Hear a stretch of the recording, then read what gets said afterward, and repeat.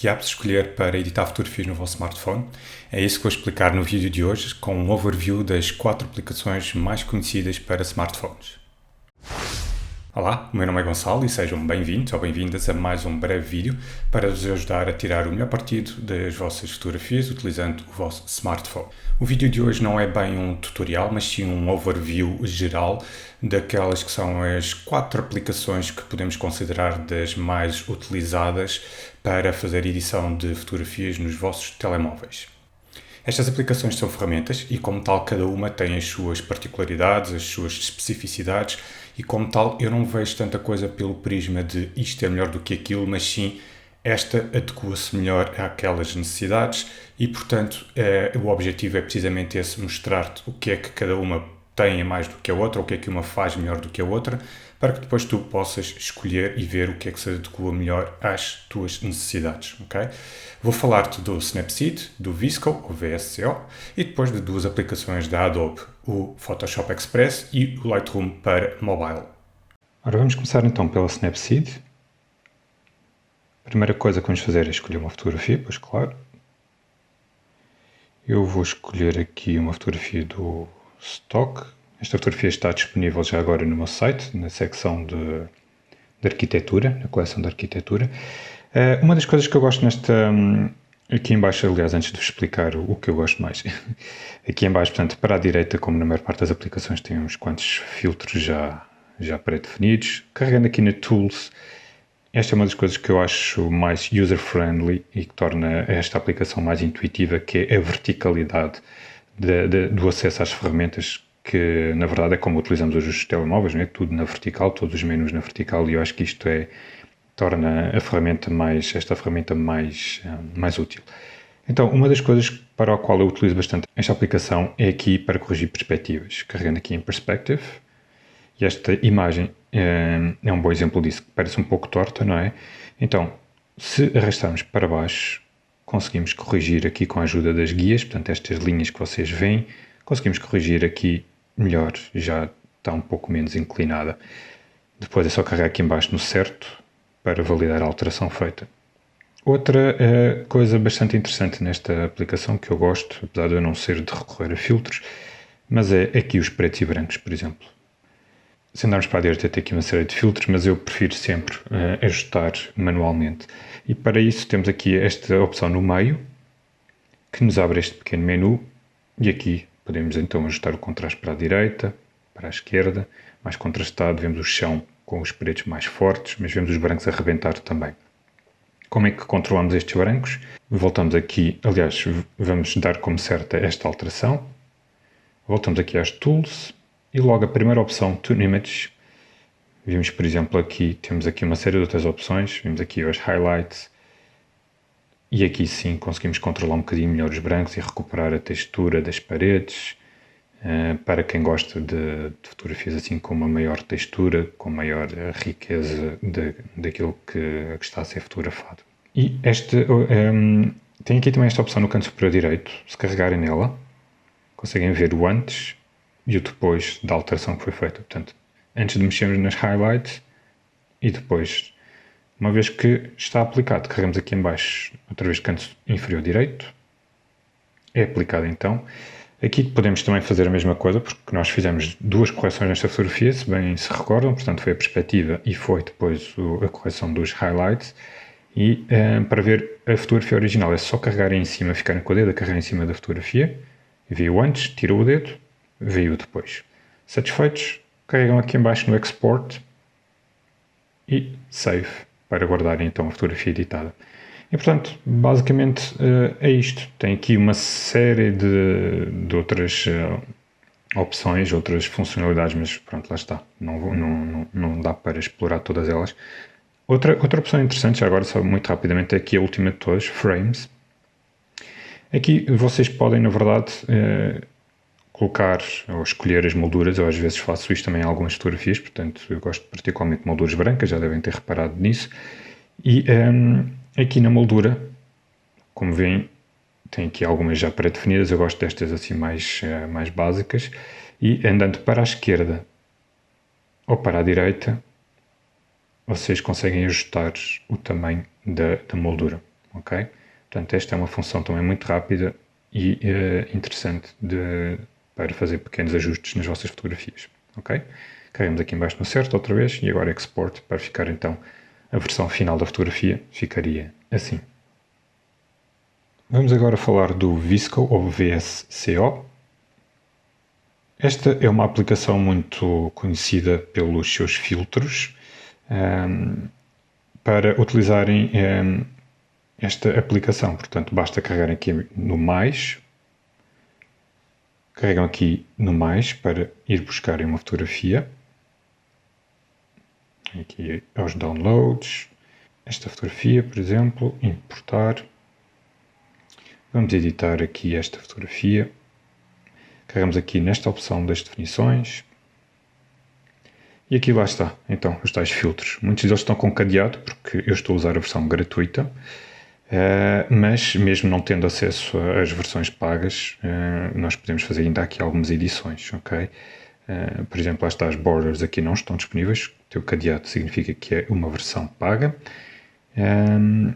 E tem aqui uma série de outras, que na verdade são as mesmas funções que vocês têm no Snapseed, no Photoshop e por aí fora, que podem usar, ok? Voltando aqui aos filtros, portanto, eu não sou grande fã, mas uma das coisas que eu recomendo sempre que tenham em consideração quando utilizam filtros é alterar a intensidade. Quando vocês clicam no filtro, portanto, a fotografia original era assim. Quando eu cliquei no filtro, o programa automaticamente passa para aqui, que me parece um bocado de exagero. Portanto, eu recomendo sempre que vocês abram o filtro e ajustem aqui a intensidade ao vosso gosto, mas pronto, lá está. Isto é tudo uma questão de gostos. Carregamos no Next para fazer Save and Post, ou melhor, até devia ter feito apenas Save. O que é que aconteceu ao fazer o Save and Post? Aliás, aqui nesta setinha para baixo é que fazemos o Save e agora ela foi para o rolo da câmera. O que é que aconteceu ao fazer o Save and Post? Quando vimos aqui a casinha Home, vemos aqui logo ao início, vemos aqui a fotografia publicada. Porque uma das coisas que o VSCO tem em comparação com as anteriores é como se isto fosse um feed de uma rede social, isto é uma comunidade. Vocês estão a ver aqui, eu estou a fazer scroll e vocês estão a ver aqui uma série de imagens de fotografias de outros membros da comunidade. Portanto, vocês podem aplicar os vossos filtros, fazer as vossas edições e depois partilhar aqui com outras pessoas que participam nesta comunidade. Este é efetivamente o fator diferenciador do VSCO. Claro, também os seus filtros, que são filtros que vocês não vão encontrar facilmente em outras aplicações. Portanto, algumas estão desenvolvidas mesmo só para o VSCO. Depois, para quem quiser ir mais além, tem também a opção de o VSCO Membership, portanto, que é uma versão paga. Aqui vou mostrar-vos, como podem ver aqui em cima, estou com Free Trial, mas se quiserem pagar, têm acesso a uma biblioteca de mais de 200 filtros, têm também acesso à possibilidade de fazer edição de vídeo, portanto, não apenas fotografias, e têm acesso depois também a uma série de outras ferramentas, como fazer montagens, aplicar layers, a tal edição de vídeo. Tem também acesso a outras funções, como podem ver aqui em baixo, mais avançadas de edição. Tem também acesso a tutoriais. Portanto, lá está, a versão paga dá-vos acesso a toda uma série de outras ferramentas. Ora, vamos falar agora então do Photoshop Express, que é a versão mobile do famoso Photoshop, que utilizamos nos computadores. Aliás, provavelmente a minha ferramenta de uso quase diário. Portanto, e quando abrem o Photoshop Express, é-vos pedido para selecionarem uma fotografia. Vamos escolher aqui esta paisagem. E pronto, tem aqui também uma série de filtros aqui em baixo. Andarem para a direita vão ver aqui uma série de opções. E cá mais em baixo, na última barra, tem aqui outras opções, como uma série de efeitos de bokeh, de efeitos de luzes, de gotas de água, enfim, as opções são muitas. Eu pessoalmente não sou grande fã, mas só para saberem que existem toda aqui uma série de opções que vocês podem colocar, né, para fazer efeitos mais criativos. Mas aquilo que eu uso com alguma frequência aqui no Photoshop Express, tal como noutros, aqui é interessante que Tem aqui quando querem fazer o crop de uma imagem, portanto para ajustar a proporção pretendida, o Photoshop Express indica-vos aqui em baixo logo uma série de formatos para vocês saberem exatamente qual é o formato adequado. Portanto, se for para uma capa de perfil do Facebook, se for para o Instagram, se for para o Twitter, se for para a capa do LinkedIn, por aí fora. E depois os outros formatos mais convencionais, tal como aqui a opção de customizar na dimensão que vocês pretenderem, ok? Depois, outra função muito interessante aqui mais em baixo, nas definições, é o blur. Porquê é que eu acho o blur interessante aqui no Photoshop? Portanto, o blur basicamente permite-vos desfocar uma parte da imagem, não é? Aqui vocês podem aumentar ou diminuir a parte da imagem que fica focada. E qual é a diferença então que o Photoshop tem em relação a outras aplicações? É que enquanto que as outras aplicações normalmente só permitem fazer isto de modo radial, como vocês estão a ver aqui, ou em modo gradiente, que por acaso eu acho que este Photoshop Express nem sequer tem, mas o que eu gosto é a versão full. E a versão full é muito útil, por exemplo, basicamente permite desfocar a imagem na totalidade, para usarem com grafismo, com texto, com logotipos, por aí fora. Vocês, se estivessem satisfeitos com a imagem assim, poderiam exportar e depois usar grafismo ou usar uma outra aplicação de texto, ou então mesmo aqui dentro do próprio Photoshop, se continuar aqui a andar mais para a direita, tem aqui este T e tem aqui uma série de textos que podem aplicar na vossa imagem e tem aqui várias opções depois que podem explorar, ok? Importante este botãozinho aqui ao lado do Export, que, ficando lá a carregar, vem o antes e o depois das alterações feitas.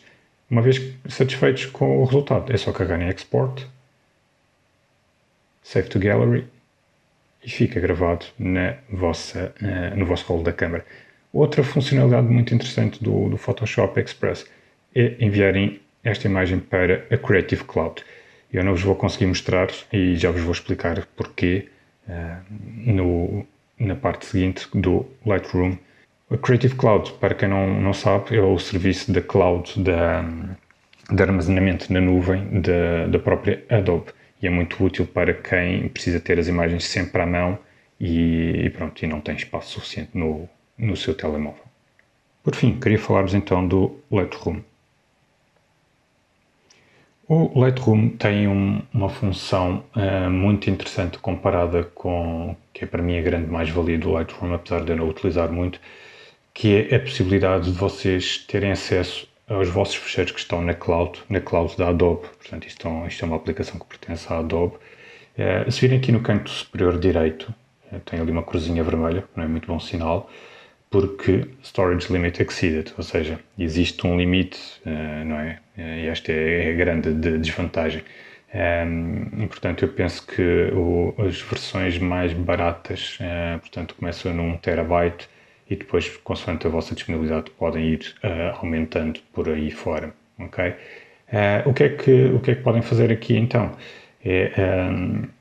Eu aqui, por acaso, tenho aqui 2 álbuns já antigos. Isto foi de uma viagem que eu fiz a Budapeste e tenho aqui acesso a uma série de fotografias que estão aqui em bruto, portanto elas não estão tratadas e isto é interessante porque estas fotografias estão disponíveis tanto neste telemóvel que eu estou a aceder neste momento porque elas estão na rede, estão na cloud, melhor dizendo, elas não estão guardadas no aparelho que eu estou a usar neste momento.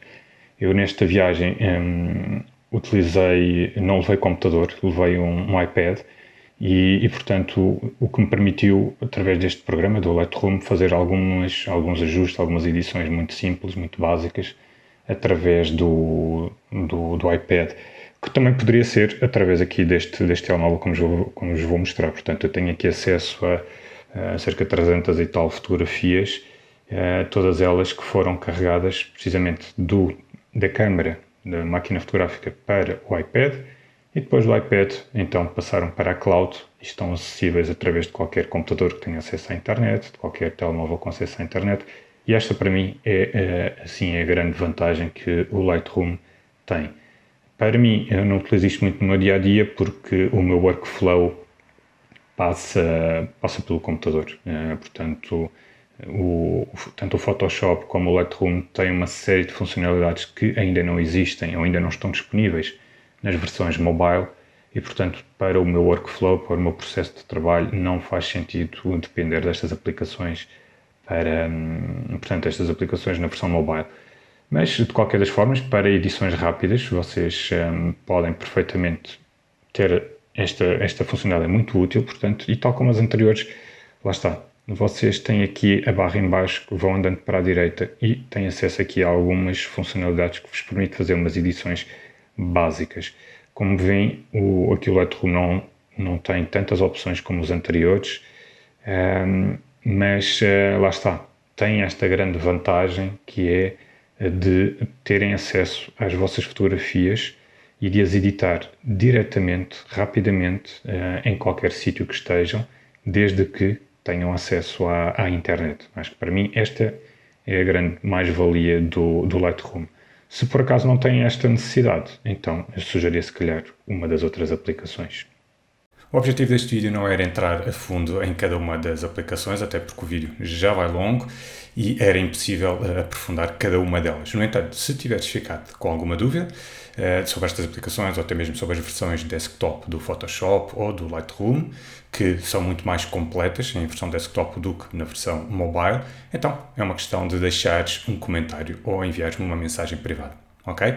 Até ao próximo vídeo, fica bem!